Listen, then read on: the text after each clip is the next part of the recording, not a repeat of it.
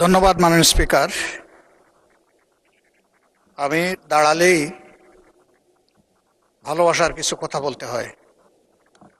মাননীয় সদস্য এবং স্বরাষ্ট্রমন্ত্রী আমরা কালকে চলে যাওয়ার পরে আমাকে ভালোবেসে একটা কথা বলেছেন।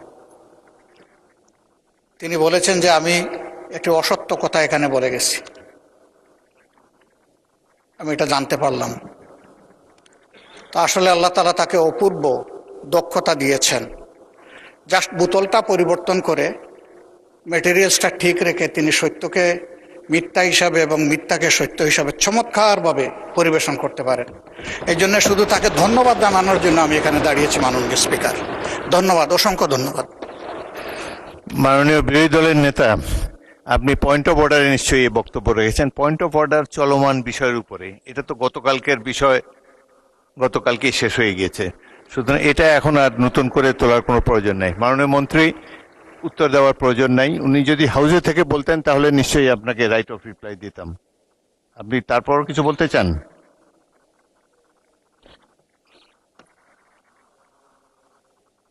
শোনা যাচ্ছে না তো, মাইক অন করুন। মাননীয় স্পিকার, আপনাকে ধন্যবাদ। এই মুহূর্তে মাননীয় বিরোধী দলীয় নেতা দুইটা অসংসদীয় শব্দ ব্যবহার করেছেন। সেটা হচ্ছে মিথ্যা।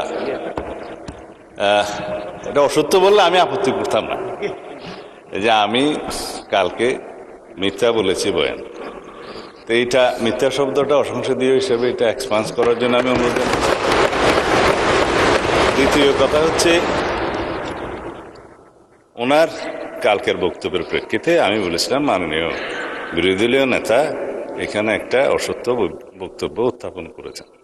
সেটা ছিল যেখানে রুল 62 অনুসারে আপনি তারপরে একজন বেসরকারি সদস্যের উত্থাপিত মুলতাবি প্রস্তাব গ্রহণ করেছেন, ওনারা ওয়াক আউট করার আরো অনেক পরে, তাহলে সেটা পার্লামেন্টে উত্থাপিত বা পড়িত হইল কিভাবে?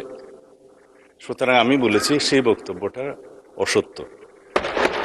ধন্যবাদ মাননীয় স্পিকার। মাননীয় সদস্যবৃন্দ, এখন মাননীয় বিরোধী দলের নেতা এটা নিয়ে আরো বলবেন, বলেন।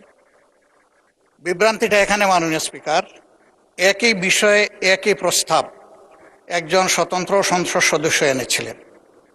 সেই প্রস্তাবটি ভিন্ন নামে গতকাল এসেছে, শুধু নাম বদল হয়েছে, প্রস্তাব ঠিক আছে।